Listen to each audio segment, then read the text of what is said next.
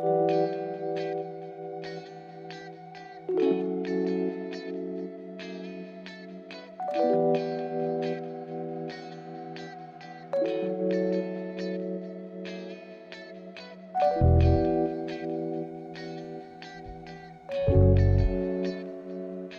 and welcome to another episode of Historically Marked. I am just a little bit outside Cowden, Illinois, which is a small town in maybe south central Illinois, not too far from Shelbyville and Vandalia.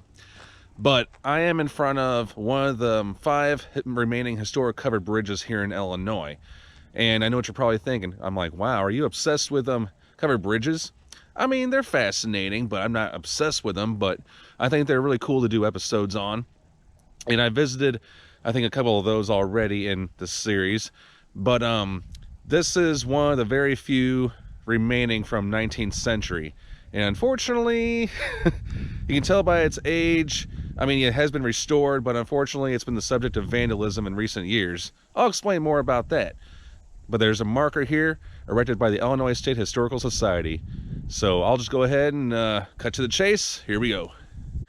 So the first thing you see is a sign that says, that lets you know that this area is under surveillance. Now between you and me, I have heard that they don't really check the cameras because they haven't really caught up on maintenance. So I don't know how true that is, and it looks like somebody was having a party out here. There's snack wrappers and beer cans. All right. That right there is the Kaskaskia River. You might have seen it on your Southern Illinois trips.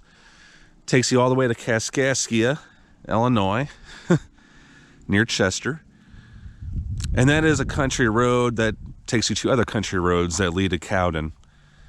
But here is the actual bridge. It is the narrowest covered bridge here in the state of Illinois, as it will say on the marker. And, wow, graffiti. So the marker is kind of oddly placed. Is on top of there, but I'm going to go ahead and read it out to you. The road on which this bridge is located was once an important route between Springfield and Effingham.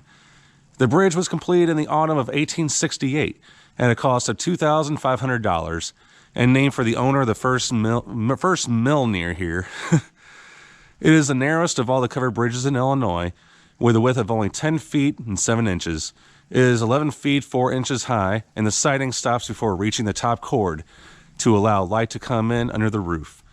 The Howe truss system, which the bridge uses, consists of panels in which 2 members cross one diagonal. The truss of this bridge is 105 feet long. The roof of this bridge protected the truss from the weather. Cool. And that was put up by the Illinois State Historical Society, as well as the Department of Transportation in 1972. About 3 years after, in 1975, this was added to the National Register of Historic Places. And as you can see, they welcome people to walk on it. And unfortunately, as I've said, they've let people vandalize it. And unfortunately, I think it was either 2019 or 2020.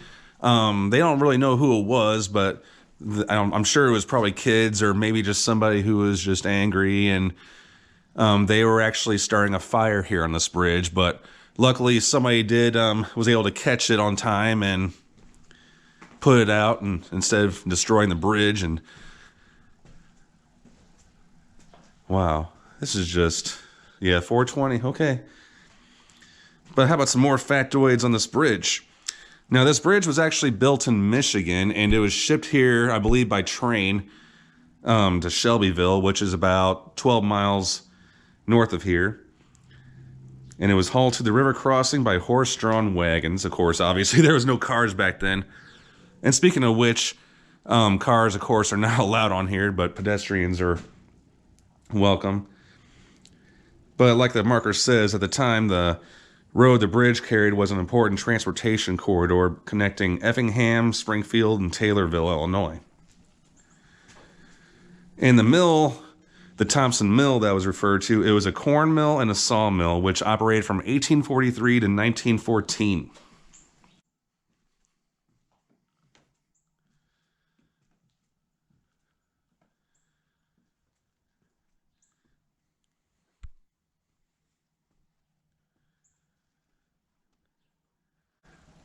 And this is, of course, the end.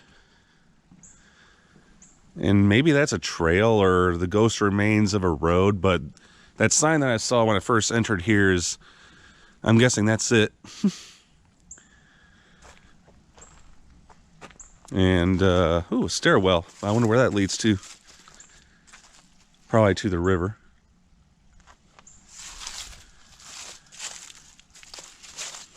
All right, so now we're going to go back. And again, I mean, it's pretty cool just walking on this kind of antique bridge. But again, it's kind of sad. Well, not kind of, but it is sad looking at all the graffiti and even carvings on here.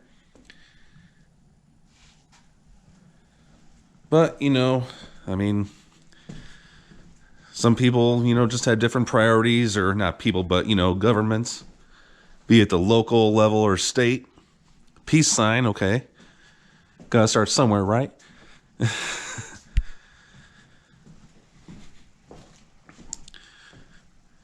And about that incident that happened, it was actually in October 2020.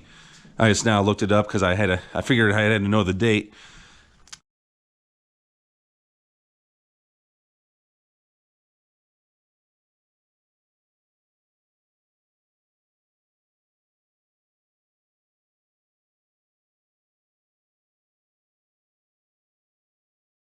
Well, that's pretty much all the information I could dig up at this very moment upon doing research.